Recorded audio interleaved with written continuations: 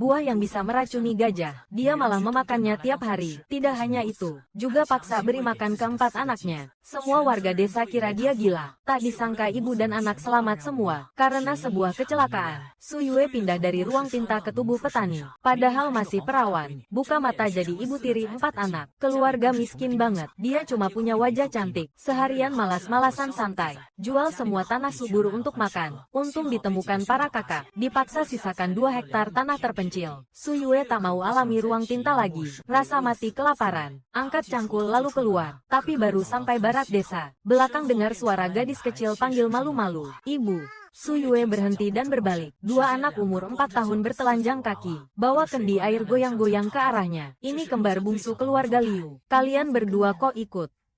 Aku dan kakak 3 antar air untuk ibu. Nggak minum air. Nggak bisa kerja. Perut sakit. Bukan ibu kita. Kakak 2 bilang jangan panggil ibu. Tapi aku pengen ibu. Su Yue sedikit kesal, tapi Sanlang benar juga. Dia hanya ibu tiri mereka, bukan ibu kandung. Baru 2 hari di Liu. Anak-anak bermusuhan padanya itu wajar. Airnya beri aku. Kalian pulang. Jalannya jauh. Sini yang patuh angguk. Sanlang lirik Su Yue, lalu beri kendi air padanya. Cepat pulang. Sanlang gandeng tangan adik mau pergi. Sini yang tarik kakak lari ke Su Yue. Ibu. Kamu nggak kabur kan? Gadis kecil tengadah lihat dia. Matanya penuh rindu kasih ibu. Kak 1 dan Kak 2 bilang, ibu tiri lihat keluarga miskin. Pasti kabur. Tapi dia nggak mau ibu pergi. Ibu kandung meninggal setelah lahirkan mereka. Pandangan polos penuh harap ini. Su Yue tak tahan. Membungkuk dan mengelus kepala kecilnya. Sini yang manis. Pulang dan tunggu aku. Sini yang patuh. Melihat 2 anak itu pulang ke desa, Su Yue kembali memanggul cangkul dan mengangkat ember air. Terus berjalan maju, menyusuri sungai ke hulu sampai ke mulut lembah, berbelok dan masuk ke gunung. Bertahun-tahun bertahan hidup di padang rumput, mencari makanan sudah menjadi naluri Su Yue. Hutan di depannya adalah lumbung alami, hewan di musim gugur paling gemuk untuk persiapan musim dingin. Dan di gunung ini, dia tidak perlu khawatir tentang tanaman dan hewan mutan yang tiba-tiba menyerang. Juga tidak takut zombie tiba-tiba muncul. Tapi Su Yue lebih-lebihkan kondisi tubuhnya saat ini. Baru 10 menit masuk gunung, kakinya mulai gemetaran. Segera mencari pohon besar untuk bersandar, minum air untuk memulihkan tenaga. Melihat daun kuning kering di ranting, dia ingin meraihnya dan memakannya. Kalau begini terus, dia akan kehilangan akal karena lapar. Harus segera menemukan makanan. Terdengar suara gemerisik di telinga. Dia segera mengambil cangkul dan mengikutinya. Namun lawan berlari jauh lebih cepat darinya. Su Yue hanya bisa melihat dengan mata terbelalak. Ayam hutan gemuk itu terbang dari dekat kakinya, meninggalkan sehelai bulu berwarna. Su Yue kembali dalam hati, memaki Liu Zi habis-habisan. Kalau bukan karena suami ini menguras rumah, tidak meninggalkan sebutir beras pun, dia tidak akan sampai kelaparan bahkan tidak bisa menangkap ayam hutan. Berpikir sejenak, dia seorang dewasa saja sesulit ini, apalagi keempat anak di rumah. Pasti lebih sulit. Teringat tatapan penuh harap Xiniang. Seketika tubuhnya kembali memancarkan kekuatan, membuang bulu ayam itu dan terus mengejar. Selalu ada jalan, meski tidak menangkap ayam. Dia menemukan banyak talas. Menyentuh talas bisa menyebabkan gatal di seluruh tubuh. Penduduk desa sini tidak tahu cara mengolahnya, menganggapnya beracun, kecuali saat paceklik parah dan kelaparan ekstrim. Tidak ada yang mau menggali dan memakannya. Su Yue mengambil cangkul dan menggali beberapa kali. Itu adalah varietas talas yang rasanya enak. Hatinya lega. Lalu terus menggali. Sekali napas menggali lebih dari 10 kg. Langsung di tempat memotong kayu. Menggali lubang. Membakar talas untuk dimakan. Tanpa korek. Langsung membuat api dengan gesekan kayu. Dengan cepat. Di bawah gesekan besar, serabut pinus mulai berasap. Su Yue melihat waktu yang tepat. Lalu meniup. Serabut pinus langsung terbakar. Takut kebakaran. Gali parit api bundar. Awasi saksama. Ubi dipanggang dekat api. Aroma makanan cepat tercium. Su Yue tahan air liur sampai ubi matang. Langsung ambil dan makan. Tekstur lembut. Sedikit manis. Makan 5-6 biji sekaligus. Perut panas mulai tenang. 4 sisanya dibawa untuk anak-anak. Timbun api dengan tanah. Ambil cangkul. Lanjut gali ubi. Kenyang. Tenaga pulih 7-80%. Dia samar merasakan kesadarannya perlahan pulih. Tumpukan ubi seperti bukit kecil. Kira-kira 50-60 jin. Cari beberapa batang rotan di sekitar. Jaring sederhana untuk mengemas semua ubi. Lalu turun gunung. Pulang kampung. Ketemu petani di sawah. 好端端一姑娘，竟嫁给了刘老三，饿得吃着毒物，太惨了。 Su Yue abaikan ekspresi simpati atau iba. Dia pengin cepat pulang. Cek keadaan keempat anak itu. Meski tak diurus, mereka tetap hidup. Su Yue masih cemas. Dia belum pernah lihat anak sekurus ini. Sentuh 4 ubi hangat di dalam baju. Percepat langkah menuju rumah Liu. Sialnya, belum sampai depan rumah. Dari jauh terdengar umpatan dan tangisan anak. Ekspresi Su Yue heran. Banyak orang berkumpul di depan rumah. Liu Zi yang lama hilang. Dikejar-kejar beberapa petani. Kabur ketakutan. Liu Dalang dan Liu Erlang seperti Liu Zi. Coba hadang petani kejam. Tapi bapaknya bukannya mencegah kedua anak. Malah merunduk sembunyi di belakang anak. Berteriak menyemangati mereka. Ini seperti telur lawan batu. Dua anak kurus didorong jatuh ke tanah. Tubuh kejang sakit. Kembar di pintu. Menangis histeris. Hutang harus dibayar. Itu wajar. Jika tidak bayar, hari ini rumahmu kami bongkar. Liu Zi lari sekencang kelinci. Pakaian acak, gerakan kacau. Tapi alis tegas dan mata itu tampak bebas. Beberapa ibu desa buru-buru menghindar. Takut ketahuan jantung berdebar. Liu Zi tidak bisa sembunyi. Tidak bisa lari. Melihat golok mau ditebaskan. Berhenti semuanya. Su Yue meraung. Tangan lemah itu mencengkeram gagang golok. Lin Erbao kaget. Perempuan desa mana berani rebut goloknya. Su Yue berdiri dengan wibawa. Orang dan pedangnya terlempar. Kamu siapa? Kami cari Liu Laosan tagih utang. Apa urusanmu? Liu Zi baru sadar orang di depannya. Matanya langsung berbinar. Segera bersembunyi di belakang Su Yue. Istri, tolong. Liu Zi tercengang. Lin Erbao dan penagih hutang juga tercengang. Melihat Liu Daerlang tergeletak tanpa ditolong. Dan si kembar yang menangis histeris. Su Yue tiba-tiba marah. Lihat Liu Zi yang sama sekali tidak kekurangan gizi. Sebaliknya badannya kekar. Tiba-tiba merasa, orang ini diselesaikan penagih hutang juga baik. Kemudian di tatapan heran semua orang, Su Yue tendang Liu Zi keluar. Dendam dan utang ada yang punya. Siapa yang berutang? Cari dia. Liu Zi yang dikejar lama, ditendang keluar istrinya. Lin Erbao tak tahu maksud perempuan ini. Tapi jangan lewatkan. Segera menginterogasi Liu Zi dengan keras. Ikat tangan kaki biar tidak kabur. Ini yang berutang pada kalian. Baiklah. Kamu ngapain? Aku suamimu. Loh, kita tadi di depan gerbang Guanfu. Ada pejabat yang melakukannya sendiri. Su Yue. Su Yue. Diam. Apa bagusnya? Bodoh. Tai laba-laba. Orangnya bawa pergi. Jangan seenaknya. Juga jangan cacatkan. Keadaan rumahku begini. Tak bisa merawatnya. Jadi langsung selesaikan saja. Perempuan sialan. Kau mempermainkanku. Kakak, aku serius. Ingat. Harus dibunuh. Kakau sungguh mau nyawa Liu Laosan bayar utang. Su Yue menjawab. Keras lalu tak lihat dia. Membantu Liu Daerlang berdiri. Periksa luka anak. Ini rumahku. Meski kami hanya janda dan anak-anak, tapi aku Su Yue tak mudah diganggu. Sekarang Liu Zi sudah kuserahkan pada kalian. Jika lagi berulah di depan rumah dan melukai keluargaku, aku mati-matian akan bawa dia ke neraka. Lin Erbao sadar wanita ini bukan lawan main. Timbul niat mundur. Liu Dalang dan yang lain cuma kelaparan. Badan lemas. Setelah jatuh, pusing. Tak bisa bangun. Selain lecet di lengan. Tak masalah besar. Su Yue lega. Tarik kembar yang menangis penuh ingus ke depannya. Meski wanita ini baru 3 hari di rumah mereka. Tapi saat itu, anak-anak ini sadar. Mereka punya sandaran. 不怕，阿娘在。 我们可真要把人带走了。带走吧，我绝不拦着。 Semua orang langsung terdiam. Lin Erbao ingat saat didorong Su Yue, masih sedikit segan. Juga tak mau cap pembuli perempuan dan anak. 行，你们夫妻俩就在这唱双降吧，老子倒要看看到底是谁哭。 Liu Zi digotong pergi begitu saja, tapi tiap beberapa langkah menengok lihat raut Su Yue. Tapi Su Yue tak bergeming. Kata orang, semalam jadi pasangan.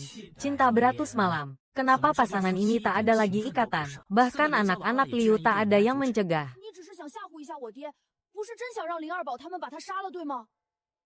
不，我是认真的。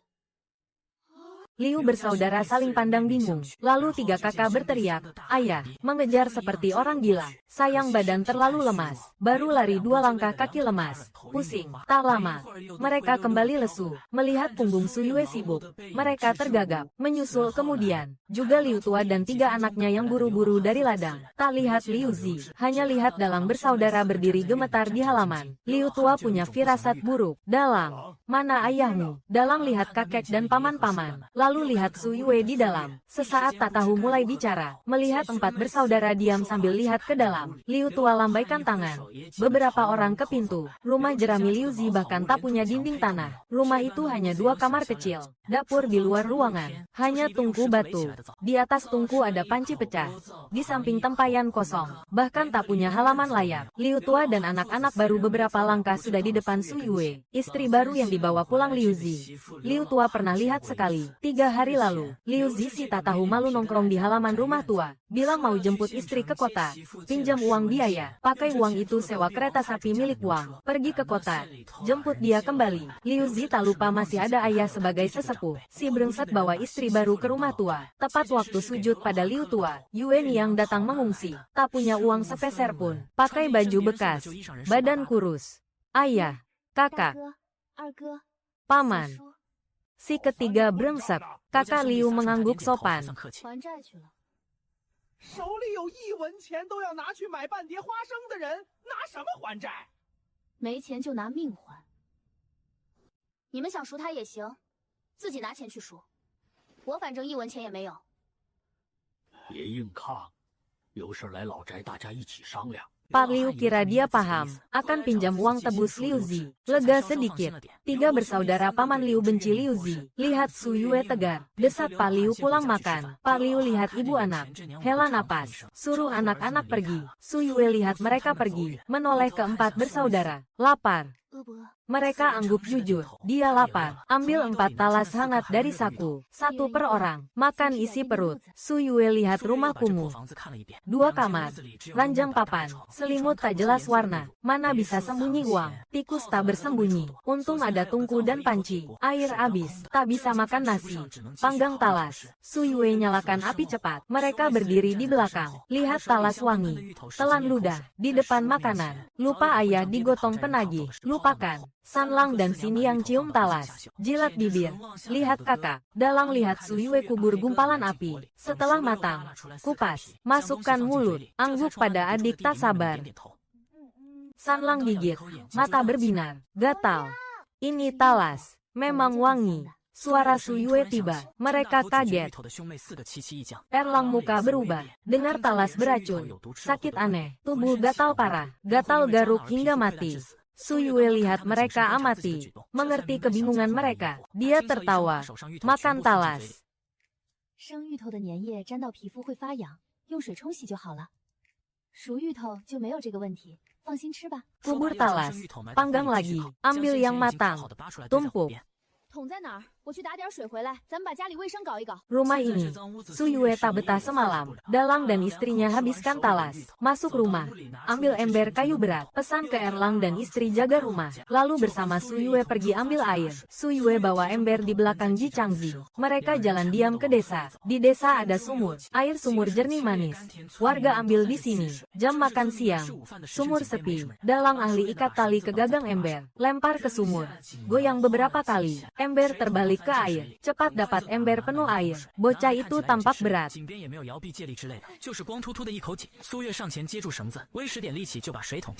Dalang heran lihat dia angkat ember berat. Ekspresi beku. Ada secercah cahaya. Isi 2 kendi yang kosong pagi tadi. Cuci ember kayu lain. Lempar ke sumur. Ikuti cara Dalang. Dapat ember penuh air. Suyue bawa ember dan kendi. 1 sisanya.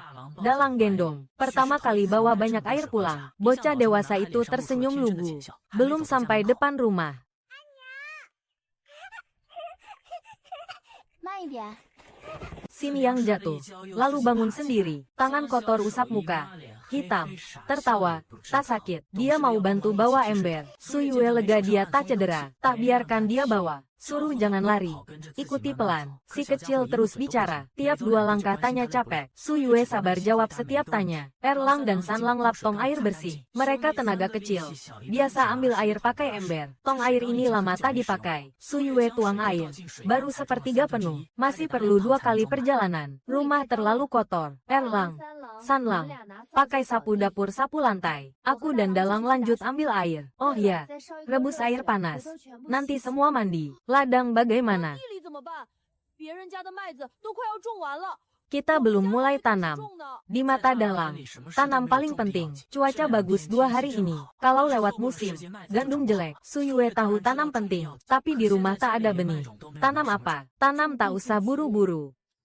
Bersihkan dulu ruang tidur malam ini. Isi panci di dapur penuh air. Lalu bawa ember kosong. Pergi ke desa sama Dalang. Xinyan lihat Erlang dan Sanlang bengong. Dia sendiri ambil sapu.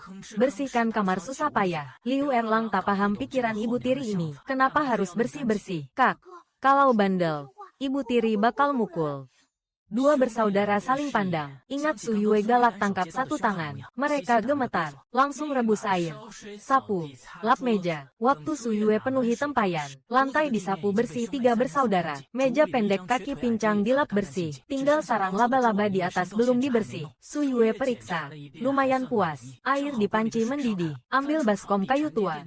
Campur air panas. Mandiin 4 anak sampai bersih. Tempayan masih ada air. Su Yue ambil air panas. Lap badan. Selesai lap badan. Sambil panas, ambil golok. Potong ranting di gunung. Buat jemuran sederhana. Ambil selimut kusut. Jemur diam-diam. Hilang bau apek dan lembab. Su Yue nggak berhenti sepanjang sore. Sibuk di depan belakang rumah. Jemur selimut. Turunkan jerami. Jemur di pintu. Selesai. Sapu sarang laba-laba. Kerok tembok. Tanah liat jatuh berderai. Dinding menipis kelihatan. 这房子质量，别说大雪，一阵大点的雨都能把它冲垮。你们从前过的到底是什么日子？这是人过的吗？好好的日子， Hidup Su Yue ternyata begini. Nggak masuk akal. Kakak beradik Liu malu. Muka merah. Tunduk. Karena ayah Liu Zi nggak ngurus. Mereka nggak tahu bersih-bersih. Anak desa nggak mau main. Mereka dianggap kotor dan bau. Meski nggak ngapa-ngapain. Dekat dikit aja kena marah. Dia bingung. Nggak galak kan? Ada apa? Tahu jerami kering. Buat apa jerami?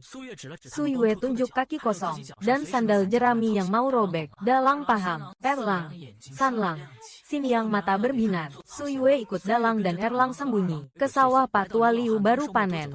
Ambil sekarang nggak masalah. Dalang diam. Tapi dari tangan cepat kelihatan. Dia sering lakukan ini. Kata ayah. Punya kakek punya dia. Punya dia punya kita. Ambil barang sendiri wajar. Su Yue melongo. Liu Zi ngajarin kacau. Tapi lihat jerami dipeluk. Dia pilih diam. Mereka bertiga bawa jerami. Tak lama. Lenyap di ladang. Rumah Liu Zi terpencil. Dekat rumah. Mereka bertiga melambat. Erlang terengah. Cepat melangkah kejar Su Yue.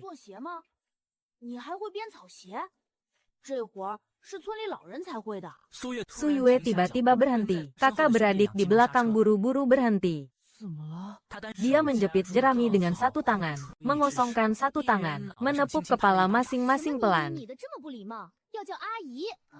Mereka berdua serempak lega. Tante.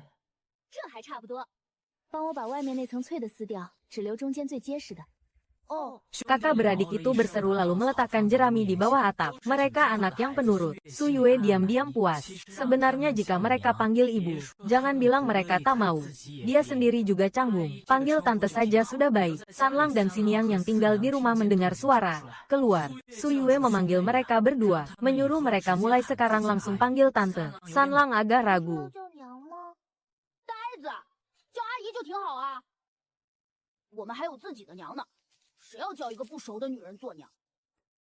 Xinyan, panggil tante.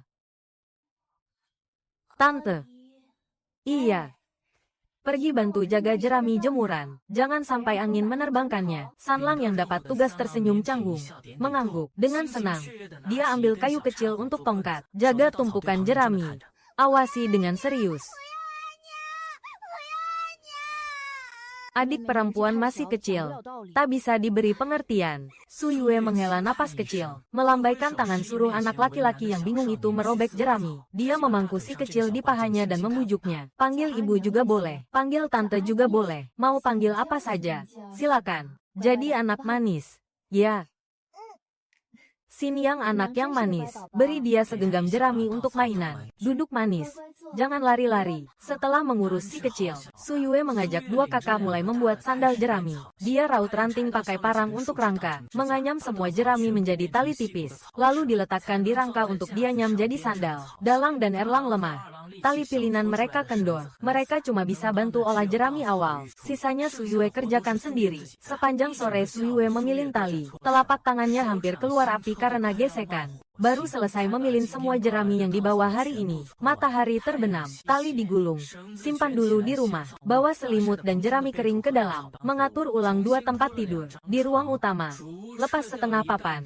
Pasang 1 ranjang single. Ruang langsung menjadi lebih luas. Meja rendah untuk makan ditaruh di tengah. Jadi ruang serbaguna. 4 anak tidur sekamar di pondok. Bawa papan dari rumah utama buat melebarkan ranjang. Biar mereka tidur bareng gak sesak. Ranjang baru berbau jerami dan sinar matahari. Xinyan merangkak ke ranjang dan berguling main. Makan malam. Su Yue masak talas rebus. Talas di gunung masih banyak. Kalau ambil semua, cukup sebulan. Dia nggak khawatir kelaparan dalam waktu dekat. Tapi Su sekarang nggak bisa nyimpen. Mau makan? Gali aja. Malam. Su Yue menenun sandal jerami di dekat obor. Kembar itu terus menguap, suruh mereka tidur. Tapi nggak mau, mereka tatap sandal di tangan. Nunggu sepatu baru. Su Yue kasihan dan bingung. Penduduk desa di sini nggak punya kehidupan malam. Biar hemat, mereka tidur saat gelap. Liu Zijia tinggal di tempat terpencil. Malam, terdengar lolongan binatang buas dari gunung. Suasana begini, Dalang dan Erlang akhirnya ingat ayah yang diculik. Mereka akhirnya bertanya, tapi Su Yue baru selesai sandal pertama, yang lebih tua duluan. Sandal ini untuk Dalang dulu. Dia ambil tali dan lanjut tenun sandal kedua. Hari ini dia juga capai. 1 untuk diri sendiri. Lalu istirahat. Dalang menahan pertanyaannya. Tapi lihat sandal anyaman rapat ini. Pemuda itu mengambilnya dengan gembira. Di bawah tatapan iri adik-adiknya. Dia ukur di kaki. Ukurannya pas. Erlang dan 2 lainnya juga iri. Tapi tahu dapat jatah. Jadi sabar nunggu. Sayang malam ini Su Yue cuma bikin 2 sandal. 3 bersaudara itu kembali ke kamar. Menanti hari Esok, Su Yue pakai sandal baru, makan 2 talas, bawa cangkul keluar, cepat gali 2 talas pulang. Target sekarang, cepat pulihkan badan, binatang di gunung.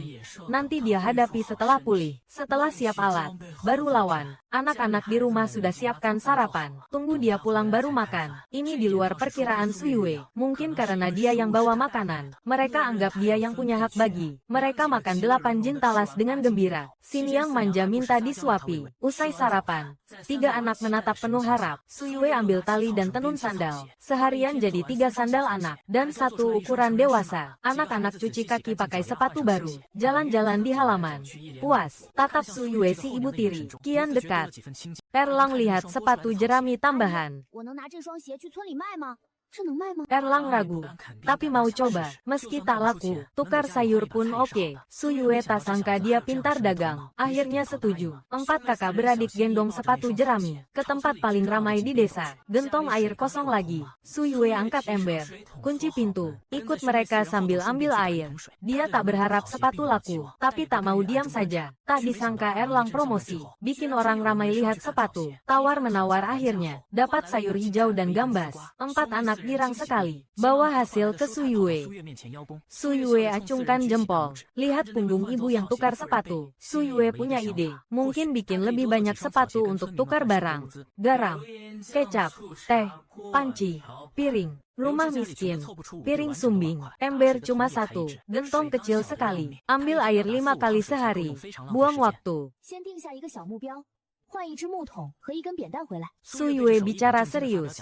Dalang dan Erlang semangat.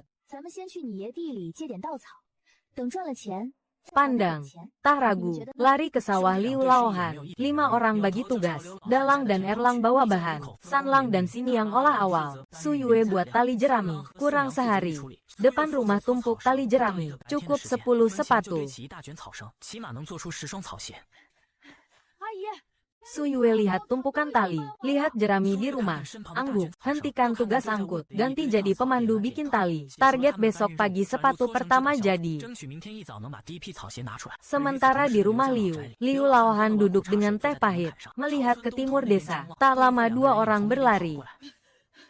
爷，咱家田里的稻草都叫人偷光了，偷了？哪个缺德的偷的？全被老三家的大郎和二郎偷走了。有人亲眼看到他们来回搬了好几趟。哦，那没事了。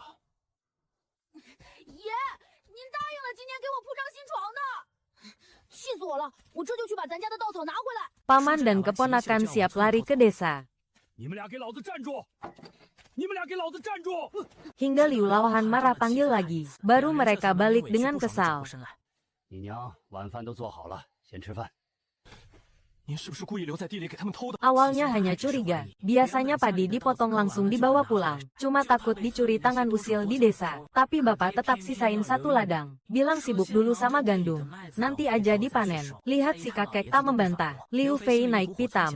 Kesal sekaligus sedih. 家里的稻草铺床还不够使，金之宝那床底下的稻草都叫老鼠啃光了。眼看着这天就要寒了，那床咋睡人？ Aku nggak disayang. Ya sudah, Jin Bao kan cucu sulung keluarga. Bapak sebagai kakek juga nggak sayang dia. Dasar bocah nakal. Berani ngomong begitu sama bapak. Ladang bapak. Bapak mau gimana ya gimana. Jangan banyak omong. Bocah, pak. Kok bapak pilih kasih begini? Memangnya Liu Laosan itu baik di mana? Baik di mana dia? Enggak ada bagusnya. Bapak nyesal punya anak durhaka begini. Dan kamu.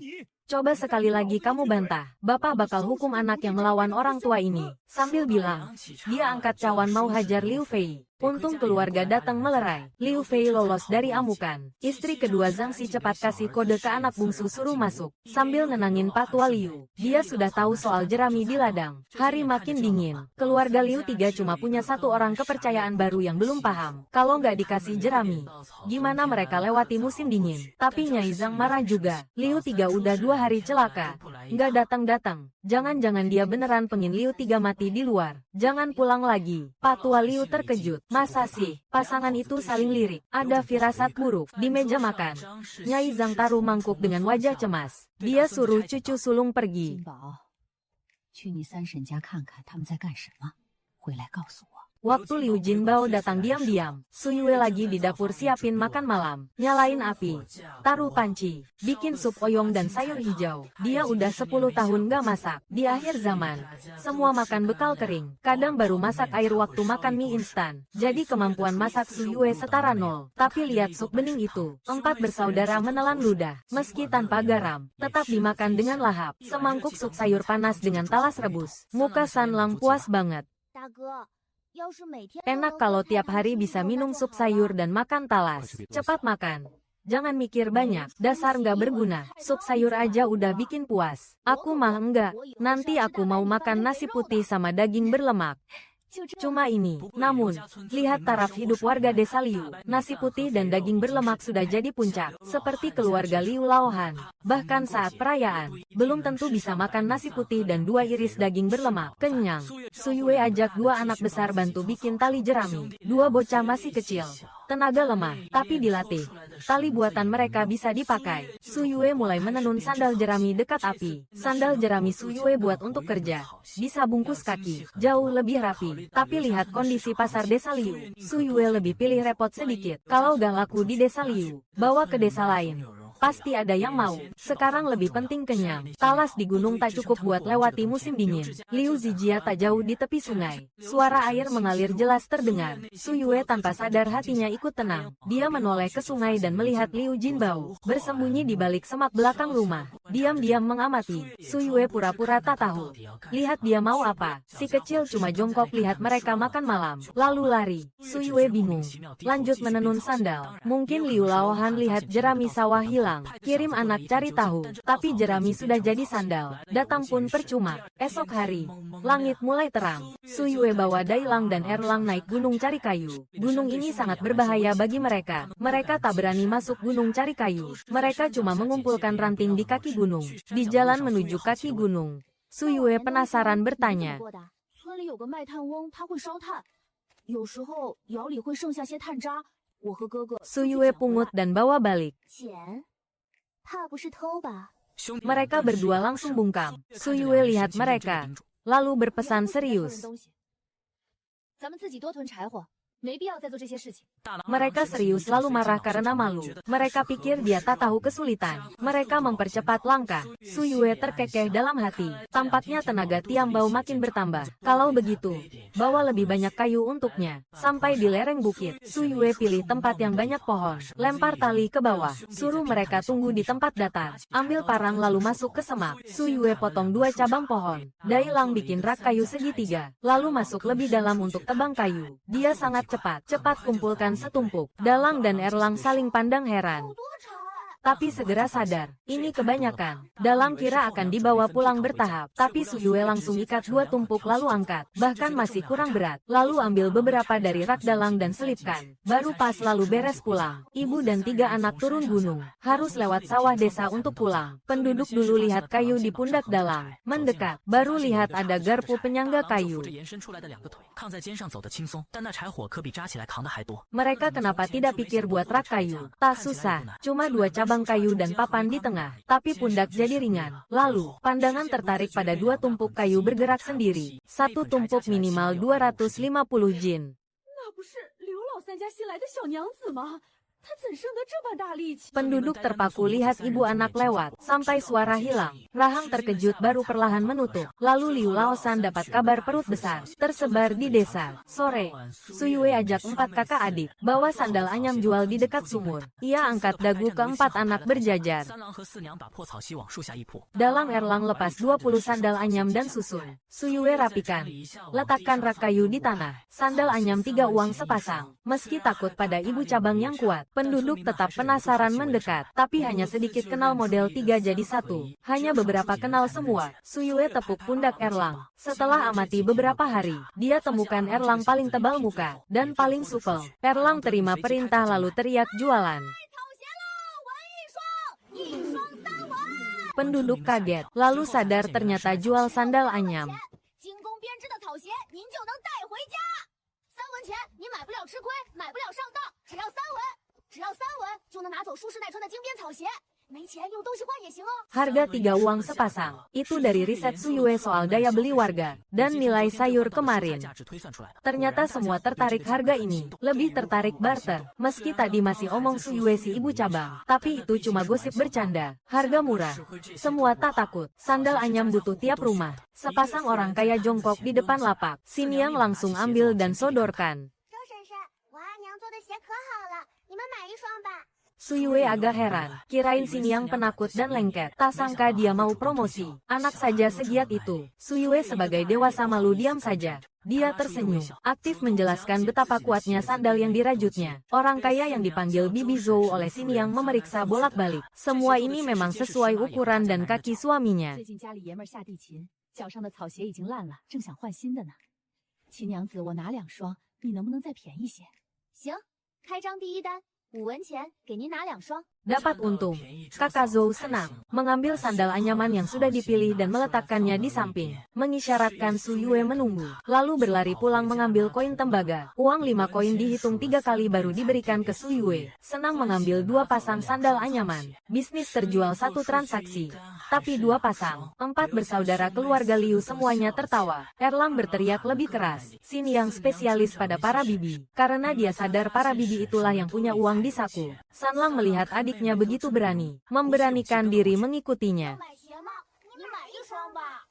Kakak beradik bekerja sama dan menjual lagi 1 pasang. Memandang Su Yue dengan kaget dan gembira. Ekspresi minta pujian. Penjualan sandal anyaman semakin lancar. Ada orang bawa mangkuk tak terpakai dari rumah untuk ditukar. 5 mangkuk porselen kasar yang sedikit cacat ditukar dengan 1 pasang sepatu. Ada juga nenek bawa 3 telur dan menukar dengan 1 pasang. Tanpa terasa hari mulai gelap. Masing-masing pulang untuk makan. Akhirnya hanya tersisa Su Yue dan keempat anaknya. Dengan gembira mereka hitung hasil hari ini di bawah pohon. 1 sore, sandal anyaman terjual 6 pasang. Mendapat 11 koin tembaga, 5 mangkuk porselen kasar, dan 3 3 telur. 1 telur bisa dijual 1 koin. Kumpulkan lebih banyak. Tunggu sampai saat mendesak. Bawa ke kota untuk dijual. Itu juga beberapa koin. Su Yue hitung 6 koin tembaga. Bersiap beli sedikit minyak dan garam. Menyuruh keempat anaknya menunggu di tempat. Dirinya sendiri jalan cepat ke rumah pedagang keliling. Rumah Liu Huolang mudah ditemukan. Karena di depan rumah pedagang sengaja menyisakan sebuah kedai kecil. Sekilas terlihat, mendekat, melihat tembok halaman rumahnya yang tinggi dan rapi dari batu. Su Yue sangat iri, tapi dia yakin rumahnya sendiri akan segera memilikinya. Pintu terbuka dengan bunyi. Istri Liu Huolang curiga memandang orang di pintu yang bertubuh kurus. Wanita berpenampilan cantik dan bersih.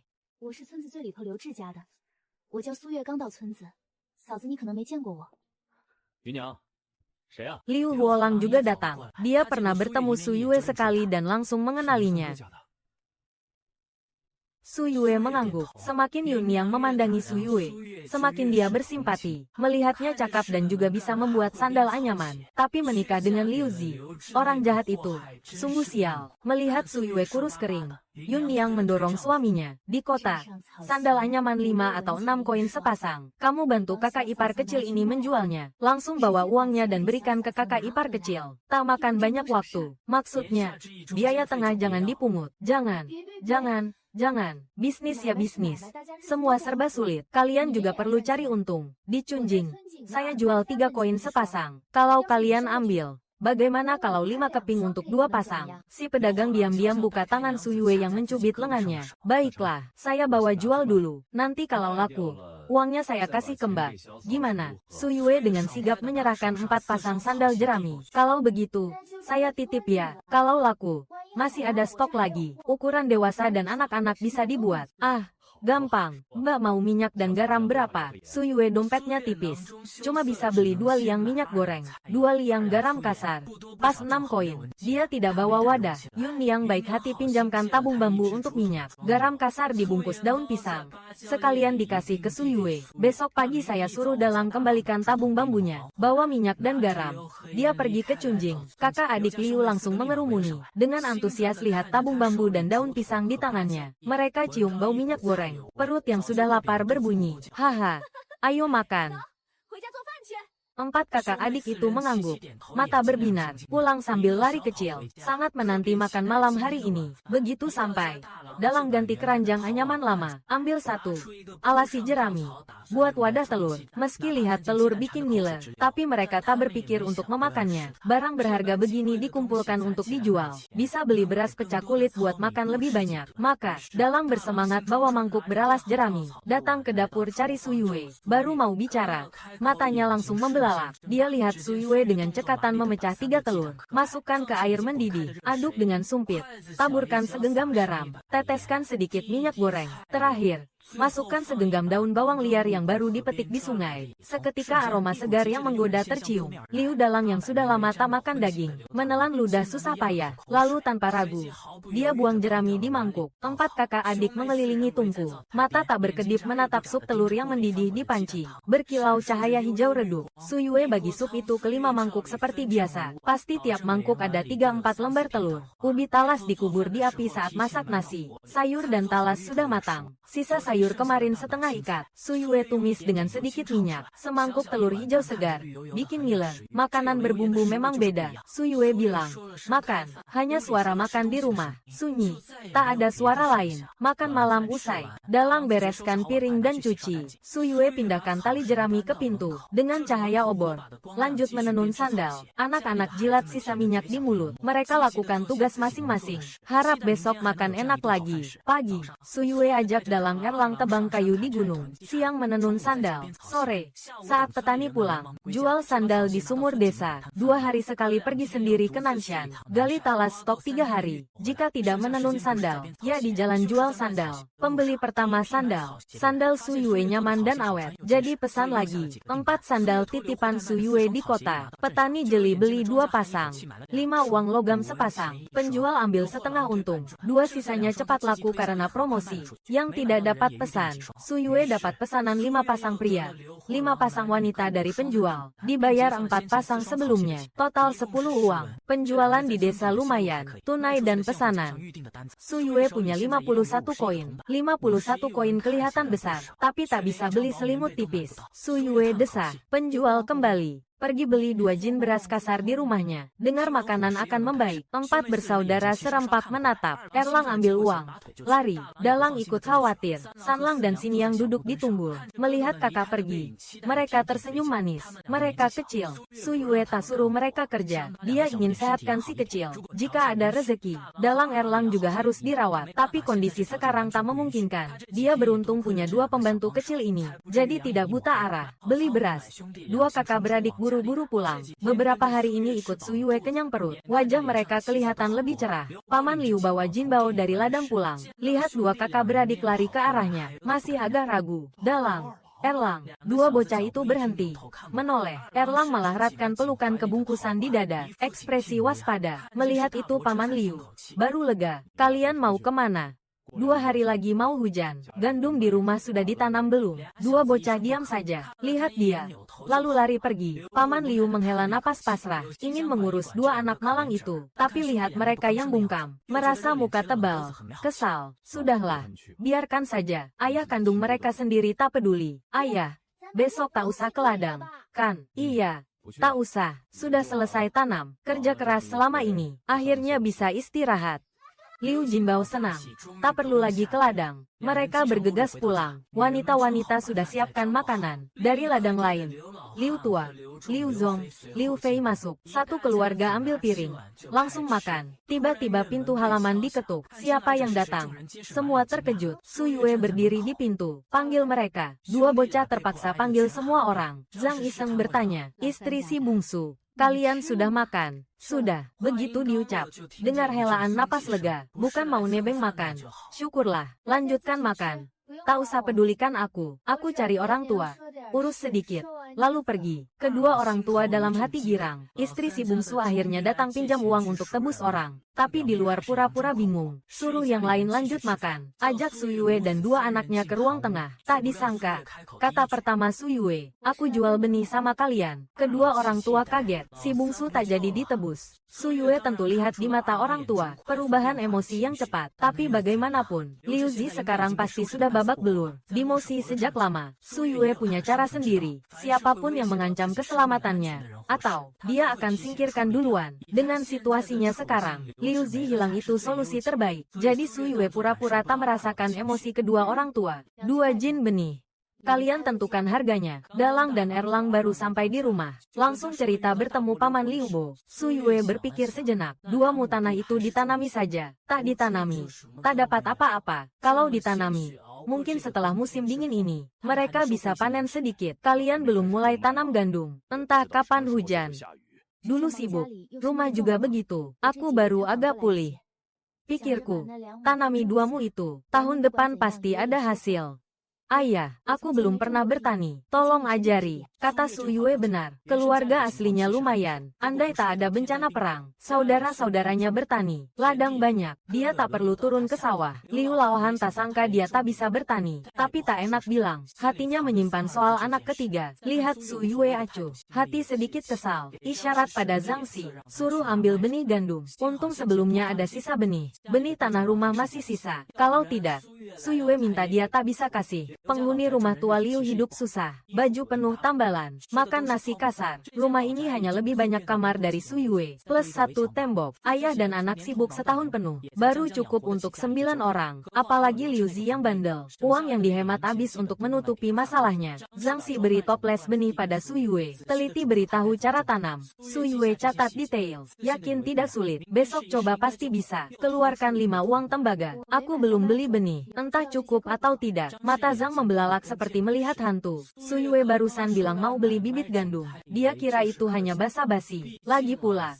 Laosan memang begitu. Tidak minta uang saja sudah syukur. Tapi sekarang ternyata, Laosan dan istrinya benar-benar tidak seperti satu keluarga. Su Yue melihat Zhang tampak terkejut. Tanpa peduli cukup, dia sodorkan uang ke tangan Zhang. Membawa bibit gandum. Panggil Dalang dan Erlang pergi. Setelah berjalan beberapa langkah, Liu Bo dan Liu Zong tiba-tiba mengejar. besar. Masing-masing mengeluarkan segenggam koin tembaga. Keduanya gabung koin lalu berikan pada Su Yue. Kami juga tidak punya banyak, tapi nyawa Laosan lebih penting. Kau bawa dulu untuk menebusnya. Sisanya nanti kita pikirkan bersama. Ibu bilang Lin Erbao punya tambang gelap. Orang yang menantangnya tidak langsung dibunuh, hanya dilempar ke tambang kerja bayar utang. Laosan mungkin tidak apa-apa. Kali ini dia dapat pelajaran. Nanti dia akan jadi baik. Hidup kalian berdua akan baik jika bersama. Su Yue mengangkat alis. Liu Zi ini busuk sekali. Ternyata masih ada keluarga yang bantu. Sungguh tidak masuk akal. Dalang dan Erlang menatap wanita itu penuh harap. Berharap dia mau ambil uang itu. Tidak usah. Uang ini tidak cukup untuk menebusnya. Bawa juga hanya sia-sia isi lubang tak berdasar. Kalian simpan saja sendiri. Setelah berkata, dia berbalik dan berjalan cepat ke rumah. Sorot matanya semakin dingin. Dalang dan Erlang ragu menatap kedua paman. Akhirnya menunduk dan mengejar Su Yue. Liu Zong dengan pasrah mengejar beberapa langkah. Entah kenapa ibu dan dua anak itu lari begitu cepat. Sekejap mata menghilang dalam gelap malam. Terpaksa berhenti. Menoleh tak berdaya ke Liu Bo. Kakak, uang ini. Kenapa dia tidak mau? Kedua bersaudara pulang ceritakan Su Yue yang tolak uang. Ini jelas bukan orang yang ingin hidup baik dengan Laosan. Laosan kalau tidak berubah, dia adalah lubang tak berdasar. Sudahlah, cari cara lain. Malam tiba-tiba angin kencang. Su Yue terbangun dari mimpi. Begitu buka mata, langit penuh bintang. Jerami atap diterbangkan angin kencang. Langsung ada lubang besar. Angin kencang masih menderu. Balok atap tipis bergetar terus. Suara plester dinding jatuh. Rumah terasa mau roboh. Awas, rumah ini jangan-jangan roboh. Ma, dari kamar sebelah, Xin Yang berteriak. Su Yue cepat tenang. Dia cepat turun. Pakai sepatu. Buka pintu. Lari keluar. 4 anak berpelukan erat di kasur. Mereka panik lihat jerami atap beterbangan. Xin Yang takut. Teriak, "Ma, saja." Dalang pura-pura tenang. Peluk adik-adik. Su Yue terkejut. Cepat lari. Dia menerjang. Gendong San Lang dan Xin Yang. Dia berteriak pada Dalang dan Erlang. Cepat keluar. Keempat anak kaget. Dalang dan Erlang jatuh berguling dari kasur. Mereka panik. Tidak sempat pakai sepatu. Mereka bertelanjang kaki ikut Su Yue lari keluar. Di lapangan, mereka berlima berpelukan. Mereka cemas lihat jerami atap rumah beterbangan. Seperti akan roboh setiap saat. Tunggu. Angin reda. Rumah kecil yang terlihat rapuh itu, tapi masih tegak berdiri. Tapi lihat jerami berserakan di tanah. Dan rumah yang tinggal tiang dan sedikit jerami. Su Yue bingung. Bersyukur atau sedih. Rumahnya selamat, tapi ganti atap pasti mahal. Dompet tinggal 40 uang logam. Dia merasa celaka. Keempat anak belum tahu dukanya. Mereka gembira rumah tidak roboh. Su Yue melirik Erlang yang antusias. Kamu bilang ini tidak masalah. Erlang gemetar karena amarah. Erlang takut. Cepat tutup mulut. Setelah fajar menyingsing, semua berantakan terlihat jelas. Su Yue pijat pelipis yang berdenyut. Dia suruh mereka diam di tempat. Dia cepat jalan ke desa. Pergi cari pertolongan keluarga Liu. Dengar atap rumah beterbangan. Pak Tua Liu langsung setuju. Panggil ketiga anaknya. Bawa alat. Pergi ke rumah Liu Zi. Su Yue ikut di belakang. Lihat mereka berempat terburu-buru. Hatinya yang beku lama-lama mencair. Orang desa punya banyak keahlian. Memperbaiki atap bagi Liu Tua dan 3 putranya. Bukan masalah besar. Mereka melihat atap yang kosong. Tanpa bicara langsung bekerja. Liu Fei mengambil potongan jerami yang masih bagus di tanah. Semuanya dipungut. Liu Bo dan Liu Zong merasa masih kurang. Buru-buru lari ke tepi sungai memotong rumput. Liu Tua pulang. Lalu membawa istrinya naik ke atap. Menerima jerami yang dilempar Liu Fei. Memasangnya kembali. Hanya dalam waktu 1 pagi. Atap sudah diperbaiki dan diperkuat oleh 4 ayah anak. Keempat sudut ditekan batu berat. Agar tak terbang lagi saat angin kencang. Su Yue berterima kasih dalam hati. Menanak semua beras kasar kemarin jadi bubur. Liu dan 3 putranya makan siang di rumah baru pergi. Liu Tua menyesap bubur kental di mangkuk. Melihat yang berjongkok di depan tungku. Ibu dan anak menggigit talas. Ingin bicara tapi urung. Akhirnya tak berkata apa-apa. Meletakkan mangkuk kosong. Lalu pergi bersama Liu Bo. Ladang itu. Cepat tanam saja. 2 hari lagi mungkin hujan. Su Yue mengantar beberapa langkah baru kembali. Memanggil Dalang. Memanggul Cangkul. mengambil benih gandum, menuju ladang di seberang gunung. Erlang tinggal di rumah menjaga si kembar. Su Yue merasa punya modal dari Zhang Xi kemarin. Cuma bertani. Apa susahnya? Tak disangka fakta membantah cepat sekali. Lahan Liu Zijia sudah digali petani sebelumnya. Su Yue tinggal gali lubang, tabur benih, lalu tutup. Namun dari sore hingga senja, baru selesai 1/10. Dia tak percaya melihat sisa lahan luas. Merasa ragu. Mungkin matanya kabur. Lebih parah, tubuh yang baru pulih, sudah hampir tak kuat lagi. Menoleh ke dalang di pematang. Wajah merah kepanasan. Ibu dan anak saling lihat putus asa. Besok harus alami siksaan ekstrim lagi. Su Yue hampir menangis tapi tak bisa. Teringat Liu Tua dan 3 putra pergi pagi pulang sore. Sepanjang tahun tak libur urus 100 lahan. Su Yue seketika sangat hormat pada mereka. Matahari hampir terbenam. Dari gunung terdengar suara burung asing. Tante. Hari mulai gelap. Su Yue lelah bertani sampai malas bicara. Melambai pada dalang. Ibu dan anak pulang dalam cahaya bulan. Di depan tungku, Su Yue gigit talas bakar sambil berpikir. Dia harus pergi ke gunung sekali. Bertani. Mustahil. Tak mau lagi bertani seumur hidup. Keesokan pagi, Su Yue pergi ke gunung. Gali ubi cukup 4 hari. Lalu ambil sabit. Ke tempat warga cari kayu. Menebang kayu bakar banyak. Matahari sudah di tengah. Su Yue pulang. Tak mengeluh. Makan ubi. Kenyang. Ambil semua uang rumah. Ambil uang. Cepat ke desa Xiahe. Di desa ada pandai besi. Biasanya buat alat pertanian cari nafkah. Di desa ini juga ada keluarga pemburu harimau terkenal. Semua prianya pemburu. Dulu pernah kalahkan harimau belang. Di wilayah Jinsi terkenal. Su Yue ke tempat pandai besi. Tawar harga 30 koin untuk pisau pendek usang. Dia timbang. Ayunkan beberapa kali. Pandai besi kaget lihat dia. Nona, main pisau bagus sekali. Su Yue simpan pisau. Senyum tipis. Pak, tahu. Rumah pemburu di mana? Tentu tahu. Menunjuk ke timur. Ke rumah sendirian di lereng. Su Yue bilang terima kasih. Lalu pergi. Siang hari, pintu sedikit terbuka. Su Yue panggil 2 kali. Seorang nenek keluar. Kira dia beli daging. Daging habis. Semua ke kota. Aku mau pinjam alat berburu.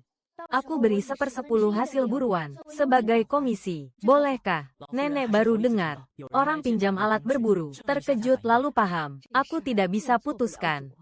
Tunggu anaknya pulang. Su Yue di bawah pohon depan rumah, duduk tunggu matahari tenggelam. 2 bersaudara baru pulang. Nenek yang cerita soal Su Yue pada kedua putranya. Mereka datang curiga ke Su Yue. Tak bilang tidak, cuma takut Su Yue rusak barang. Pokoknya tak percaya Su Yue bisa berburu. Kalau tidak dapat, aku juga akan sesuai tingkat kerusakan. Biaya kompensasi perbaikan desa. Kakak beradik melihatnya lusuh. Mereka kasihan. Lalu melambai. Suruh dia masuk milih. Keluarga mereka pemburu. Hidup dari berburu. Alat berburu di rumah lengkap, semua terawat baik. Baru kemarin dapat tangkapan besar. Mereka tak berniat pergi lagi. Hutan sini ada binatang buas makan orang. Serangga dan ular berbisa banyak sekali. Su Yue memilih busur, lalu roboh, bergegas. Akhirnya malam tiba. Kembali ke rumah tua desa Liu. Lihat dia bawa busur panah, tangan pegang pisau pendek. Semua di rumah tua kaget. Aku benar-benar tak bisa bertani. Besok aku mau masuk hutan. 3 hingga 5 hari. Atau 7 sampai 8 hari. Biji gandum sisa di rumah. Kakak tolong tanami. Juga 4 anak di rumah. Selama aku pergi, kakak ipar tolong jaga. Kakak ipar, aku tahu ini kurang. Kelebihannya utang dulu. Nanti aku ganti semua. Selesai bilang. Langsung pergi. Tinggalkan rumah tua Liu. Semua tua muda bingung. Nyonya Zhang mau tarik pendapatnya tentang Su Yue. Dia sekarang merasa, bukan saudara tak masuk rumah sama. Istri baru anak ketiga. Muka tebal sama persis dengan Liu Zizi. Su Yue bangun sebelum fajar. Dia rebus air penuh 1 teko. Simpan di wadah rebus. Juga rebus 10 talas. Batu api di saku baju. Busur panah di punggung. Gagang pisau dibalut kain perca. Semua siap. Bersama fajar di ufuk timur. Menuju pegunungan berlapis di utara. Begitu dia pergi, pintu samping terbuka perlahan. Dayang dan Eryang gandeng adik-adik. Ibu tiri bilang semalam, dia akan ke gunung berburu. Suruh mereka jaga diri di rumah. Nanti kalau dia pulang, ada daging. Mereka senang. Tapi, khawatir wanita itu kenapa-napa. Sementara itu, Su Yue sudah masuk pinggir gunung utara. Di gunung, dia seperti ikan di air. Lingkungan mirip hutan yang dulu. Dia langsung jadi pemburu. Burung di hutan. Dan binatang kecil sesekali lewat. Su Yue ambil busur. Pasang anak panah. Tembak ke langit. Terdengar jeritan burung. Lalu bayangan abu-abu jatuh dari semak. Su Yue sisihkan rumput setinggi orang, cepat ke arah jatuhnya. Burung abu-abu dengan sayap patah, merintih di dedaunan. Akurasi masih perlu dilatih. Su Yue tarik anak panah. Sedikit kecewa, ambil burung gemuk yang tak bisa terbang. Ikat sayapnya dengan tali, gantung di pinggang. Lanjut jalan. Dia berjalan, sambil berburu hewan dan burung. Kembali ke naluri berburu. Sampai sore, badannya penuh hewan setengah mati. Ayam hutan, burung liar, tupai kecil, dan satu sarang kelinci. Sarang kelinci ini tak terduga. Awalnya dia kejar tupai di pohon. Tak disangka, kepala kelinci muncul di gundukan depan. Su Yue lihat, mangsa yang datang sendiri. Masa dilepas. Dengan cepat, dia dekati lubang kelinci. Tutup dengan batu. Sisakan satu lubang. Bakar daun basah. Asap tebal mengusir. 7 kelinci keluar semua. Kutangkap. Kelinci ini besar semua. Kelihatannya satu keluarga. 2 besar gemuk. 5 kecil juga bagus. Bulu abu-abu mengkilap. Su Yue tak suka daging kelinci, tapi suka kulitnya. Buat baju, sarung tangan, syal, hangat di musim dingin. Karena bawa seinduk kelinci, wanita cuma di sekitar. Cari teluk gunung tertutup berhenti. Kepala ikan Su Yue sudah habis. Semua cuma tersisa sepertiga. Dinding batu teluk gunung ada rembesan sungai. Su Yue pakai dari hutan. Tongkat yang ada di mana-mana. Lubang kecil yang digali. Tunggu sejenak. Air terkumpul. Jadi genangan kecil. Langit sudah gelap sekali. Dia nyalakan api unggun. Burung yang sudah meronta-ronta. Burung yang lemas. Bunuh dan makan. Hari ini tenaga habis besar. Seekor burung tidak cukup pulihkan. Su Yue panggang ayam hutan juga. Daging panggang berlapis lemak. Gigit. Aroma segar memenuhi. Su Yue makan dengan lahap. Sebentar. 1 burung dan 1 ayam hutan habis bersih. Kenyang. Tambah kayu ke api. Su Yue istirahat. Dia harus jaga stamina. Gunung perbedaan suhu besar. Wanita tutupi tubuh dengan daun kering. Ini jaga panas dan sembunyi, agar tak ditemukan binatang buas besar. Tengah malam, langit gerimis turun hujan. Api unggun padam. Angin dingin menerpa. Su Yue kaget langsung sadar. Hujan. Binatang buas tidak keluar. Orang pergi dalam hujan. Lanjut cari tempat. Akhirnya saat langit terang, temukan tempat tersembunyi di semak. Gua alami. Tubuh basah kuyup. Su Yue lelah dan ngantuk, tapi tak berani istirahat. Cari kayu yang tidak terlalu basah. Nyalakan api unggun di gua. Ada api. Suhu tubuh yang hilang cepat. Akhirnya perlahan hangat. Su Yue baru sempat amati lingkungan di sekitarnya. Gua alami. Ruang dalam gua kecil, tapi tinggi lumayan. Dan tak ada kotoran hewan. Berarti bukan rumah hewan. Tempat sempurna. Wanita putuskan saat itu juga. Hari-hari berikutnya tinggal di sini. 1 pagi, Su Yue bersihkan 7 kelinci. Kulit bungkusan sangat utuh. Diolah ringan dengan abu. Daging dipanggang semua. Nanti tinggal panaskan. Sampai siang hujan berhenti. Su Yue tutup gua. Ambil senjata. Cari sumber air. Sepanjang jalan, Su Yue lihat banyak jejak binatang. Terbanyak serigala dan monyet. Setidaknya 1 kelompok monyet dan 1 kelompok serigala. Su Yue hindari mereka sepanjang jalan. Menuju sumber air. Ia tembak 2 panah. Bunuh seekor tupai tanah, elang, dan rusa. Setelah latihan kemarin, dia sekarang jitu memanah. Sengaja biarkan mereka hidup. Tak kena bagian vital. Hutan tak kekurangan dahan. Su Yue potong dahan besar. Ikat buruan di dahan. Bawa ke sumber air. Ini lubang di puncak gunung. Kolam kecil alami. Air jernih dangkal. Ternyata ada ikannya. Anehnya, ikan mudah ditangkap. Ia selalu tepat tangkap. Tak lama, Su Yue tangkap 6 ekor ikan masing-masing 1,5 kilo. Ikat semua dengan tali rumput. Gantung di ujung dahan. Isi 1 ember bambu air. Saat senja, saat hewan gunung paling aktif, Su Yue tinggalkan sumber air lebih awal. Bawa buruan hari ini. Bersembunyi di dekat sambil amati. Dalam jarak dari sumber air, masih 2 kilometer, temukan tumpukan kotoran segar. Su Yue langsung kenali. Ini ditinggalkan beruang hitam dewasa. Wanita sangat gembira. Tak ingin lewatkan hadiah besar ini. Hari mulai gelap. Su Yue kembali ke gua dengan hasil hari ini. Sambil panggang ikan untuk makan malam. Sambil pikir cara pancing beruang hitam. Tapi cuaca tak mendukung. Malam hujan turun lagi. Dan kali ini, turun terus-menerus 2 hari. Su Yue berbaring di gua, melihat Baozi dan Huang Shudiao yang meronta, serta beberapa ayam hutan dan tupai yang tertangkap. Tak rela turun gunung begitu saja. Dia memutuskan menunggu saat tepat. 4 hari sejak Su Yue masuk gunung. Untung Paman Liu hari pertama bawa 2 saudara. Sudah selesai tanam benih tinggalan Su Yue. Di rumah jerami terdalam desa Liu. Liu Dalang dan Liu Erlang nyalakan api di rumah. Tapi angin selalu masuk. Hangat di api tapi tetap dingin. Akhirnya 4 bersaudara berpakaian tipis. Langsung pindah ke tempat tidur. Baru sedikit lebih hangat. Sudah beberapa hari tak lihat Su Yue. Xin Yang hitung hari dengan jari. Setiap hari bertanya, "Kakak, Kapan ibu pulang? Apa dia tak akan kembali? Jangan ngawur. Setelah hujan reda, dia pulang. Sanlang diam sejenak, lalu tak tahan kerut wajah cemas. Kakak kedua, menurutmu, apa dia sudah dimakan binatang buas? Begitu selesai bicara, Xin Yang menangis keras.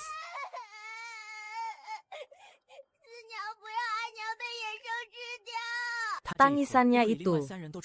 Setelah diam 3 detik, Sanlang tak tahan, ikut menangis. Ibu.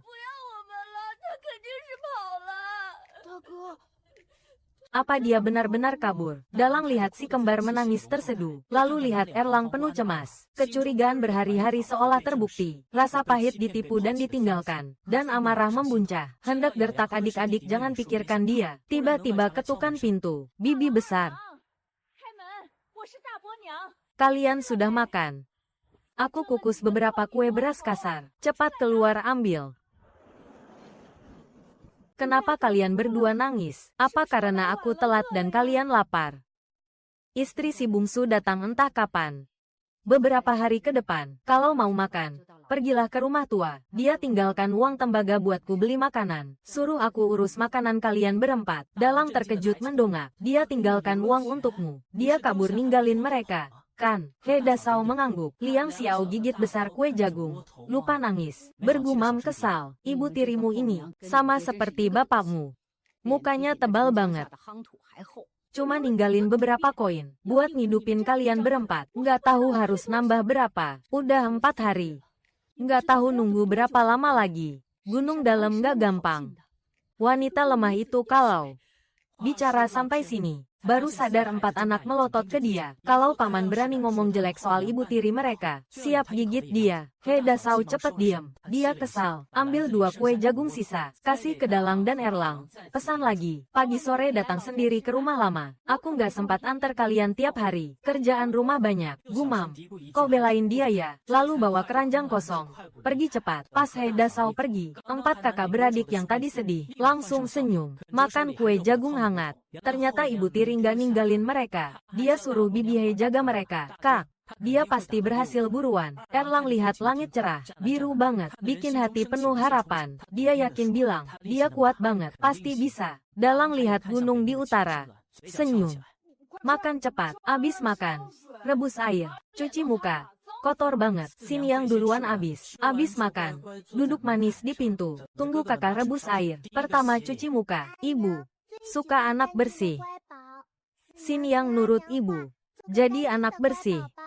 Bersihin diri. Dalang dan Erlang ambil sapu. Mulai bersihin rumah. Su Yue di pohon gak tahan. Bersin keras. Pisau di tangannya gemetar. Hampir terjatuh oleh pukulan beruang hitam yang berdiri. Untung naluri bertarungnya masih ada. Saat cakar beruang menyambar, tubuh langsung menghindar secara refleks. Tapi hanya itu. Beruang hitam yang tadinya di bawah pohon, tiba-tiba melompat ke pohon. 1 orang dan 1 beruang berdiri di dahan. Jarak kurang dari 2 meter. Saling tatap. Su Yue tidak ragu. Ambil pedang, tarik busur, tembak anak panah dengan cepat. Tak pelak, panah mengenai beruang, tapi dayanya kecil, hanya melukai bulunya, malah membuatnya lebih marah. Sambil memelong, ia menerkam Su Yue. Saat beruang melompat, Su Yue sudah mengganti pisau tajam. Miringkan tubuh, tekuk lutut, angkat pisau dengan 90% kekuatan, arahkan ke satu-satunya bagian putih di perut beruang, tebas dengan keras. Goncangkan setengah gunung. Raungan mengerikan terdengar. Beruang yang tadi garang, dalam sekejap, jatuh ke tanah. Bunyi gedebuk keras. Su Yue pegang pisau berlumuran darah. Dengan seluruh berat badan, menusuk beruang yang meronta kesakitan. Setelah erangan singkat, beruang mati dengan enggan. Su Yue yang berlutut di atas beruang mencabut pisau. Angkat tangan. Usap perlahan. Darah beruang panas di wajah. Tatap beruang mati di bawah dengan mata tertunduk. Sudut mulut naik liar. Dengan ini, musim dingin ini akan mudah. Setelah menyeret beruang ke gua, hari sudah gelap total. Beruang ini sekitar 700 jin. Su Yue tak bisa memikulnya, jadi buat tandu dari ranting. Seret pulang. Keesokan pagi saat subuh, wanita itu mengikat beruang dan buruan lain di atas tandu. Berangkat turun gunung. Dia tak lewat jalan datang, tapi memutar pegunungan ini, langsung menuju kota Kaiyang. Negara Seng tidak ada jam malam, tapi kadang gerbang ditutup, dilarang keluar masuk. Su Yue menyeret buruan berat, bergegas. puas. Akhirnya sebelum gerbang tutup, masuk kota Kaiyang. Masuk kota harus bayar biaya. 1 orang 1 koin. Su Yue di gerbang kota. Jual ayam hutan lebih 4 jin. Ditukar 80 wen. Bayar lalu masuk. Penjaga di gerbang. Lihat beruang hitam di tandu. Laokin tak percaya lalu tercengang. Tak sampai sebatang dupa. Ada yang buru beruang hitam masuk kota. Kabar akan dijual. Sampai kedua pemilik restoran. 可是真的，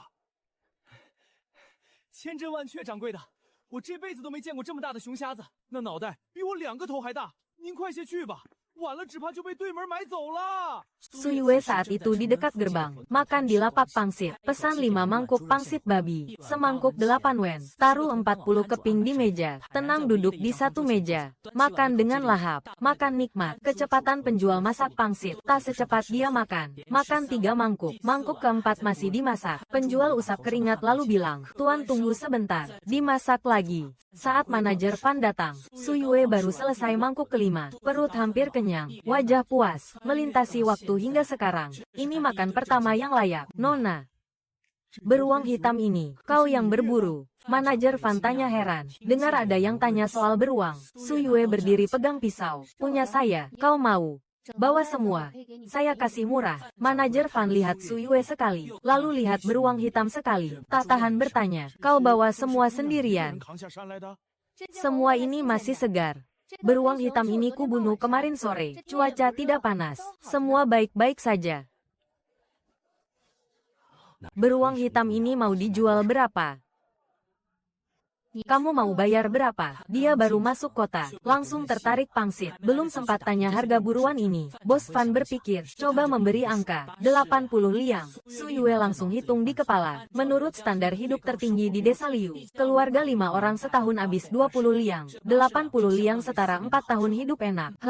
Cukuplah. Daging beruang sebenarnya tidak terlalu mahal. Lebih mahal dari daging babi. 1 jin bisa 50-60 wen. Beruang hitam ini 700 jin. Ambil angka tengah, daging saja mungkin 40 liang, terutama kulit dan empedu beruang. Cakar beruang 40 liang juga lumayan. Oke. 80 liang deal. Su Yue bahkan baik hati, memberi seekor ayam hutan sebagai bonus. Mau saya antar? Melihat bos Fan dan pelayan, kebingungan hadapi bangkai beruang. Su Yue letakkan pedang dan busur di kereta, langsung angkat seluruh kereta, angguk ke arah bos Fan. Coba, antar jalan. Melihat gunung beruang hitam berat lewat di depan mata, raham bos Fan hampir copot. Ini. Lihat, bos Fan agak kacau bicara. Su Yue teriak dari depan. Ayo, dia masih tunggu bayaran. Bunyi gedebuk. Su Yue turunkan beruang dari kereta. Letakkan di daun pisang yang sudah siap di dapur belakang. Banyak tamu penasaran mengerumuni. Berdiri di pintu dapur ingin lihat beruang. Binatang besar ini, ada yang seumur hidup baru lihat sekali. Waktu Su Yue pindahkan beruang, tangannya kena darah. Bos Fan suruh pelayan ambil air panas untuk cuci. Setelah Su Yue selesai, koki utama sudah bawa 2 murid. Berdiskusi mau cari tukang jagal dari Chengdong untuk bantu potong. Babi potong saja butuh keahlian, apalagi potong beruang. Su Yue tadinya mau ke restoran bayar. Dengar pembicaraan dari dapur, menjulurkan badan ke dalam dan tanya, saya bisa potong beruang, kuliti dan urat saya jago. Saya juga tidak minta bayaran, minta jatah makan malam, dan tempat tidur semalam saja. Koki kepala tertarik, suruh murid tanya manajer Fan. Bisa, murid lari, cepat balik. Manajer Fan pasang pelang. Ikut datang, Nona. Begini, semua buruanmu kami beli. Selesai ini bayar sekaligus. Lagi, soal bayaran sesuai harga. Kamu potong dulu. Kebetulan banyak kamar kosong. Saya siapkan 1. Menginap sini. Manajer Fan yakin. Su Yue luar biasa. Su Yue berterima kasih. Minta celemek. Pilih alat di dapur. Koki punya deretan pisau. Beragam bentuk. Su Yue ambil pisau kecil tajam. Mulai kerja. Cekatan. Kulit beruang. 2 batang dupa. Su Yue ambil utuh. 2 murid kagum. Kecuali guru mereka, mau berlutut jadi murid baru. Kulit dibawa keluar, jemur di tiang belakang. Manajer urus nanti. Su Yue ganti pisau lancip, pisahkan tulang dan cakar. Empedu. Bagian langka, di depan. Manajer Fan promosi. Ada yang datang, mau cakar beruang hangat. Su Yue kupas daging, koki masak. Restoran terang benderang, sibuk, hingga larut. Selesai setelah tutup, koki masak campur aduk, mie dan mantou per orang. Dengan kuah, enak sekali. Selesai makan, Su Yue dapat kamar single biasa. Masih ada air panas di dapur. Tahu dia mau mandi. Dua murid bantu bawa air panas. Su Yue berdiri di samping ember, bercermin oleh hantu berambut kusut di air itu. Berwajah kotor membuatnya terkejut. Berhari-hari di gunung tanpa mandi. Badan kotor bau. Cepat kunci pintu. Mandi keramas. Hanya baju kotor. Tak bisa ganti. Tapi harus dipakai. Terpaksa coba. Pakai lagi. Hari sudah larut. Buang air. Kembali ke kamar. Langsung tertidur. Sejak melintas. Tidur ini paling nyaman. Fajar menyingsing. Su Yue bangun sendiri. Cuci muka. Ambil busur panah dan pisau. Ke aula. Manajer Van melihatnya keluar. Segera berikan uang. Semua barangnya terjual. 85 tael dan 310 wen. Manajer Van kasih 4 koin perak 20 tael. Dan 5 tael batang perak. Dan 310 koin tembaga. Semua dalam kantong kain. Dikasih. Kantong uang di tangan. Berat.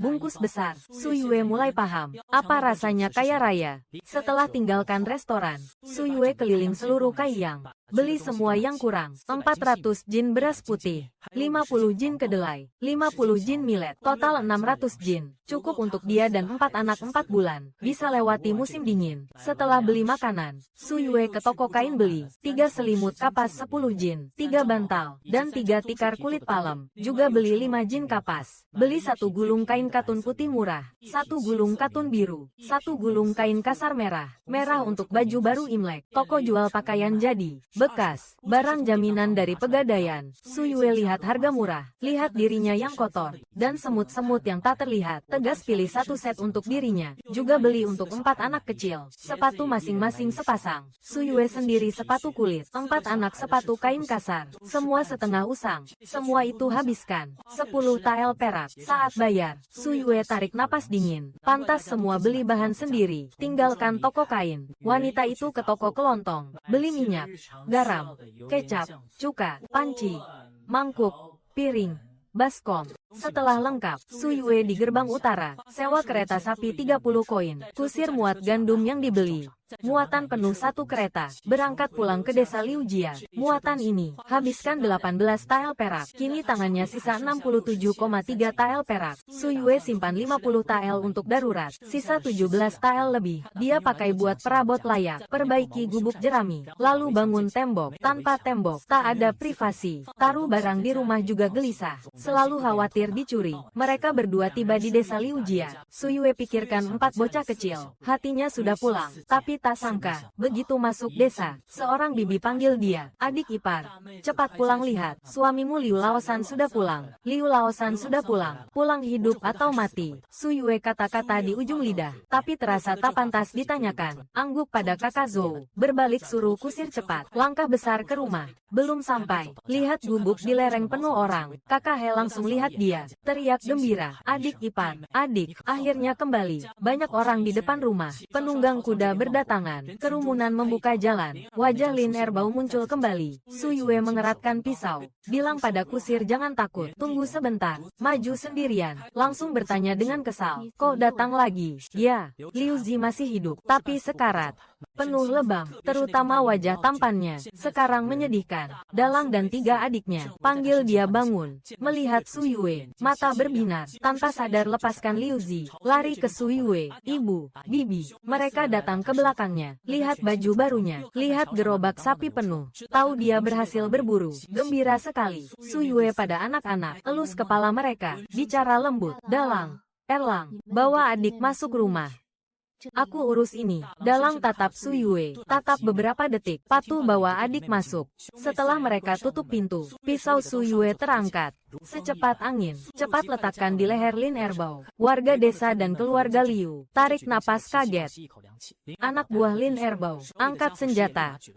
Kepung Su Yue. Siapa gerak? Kubunuh. Pisau di leher terasa dingin. Aroma darah masuk hidung.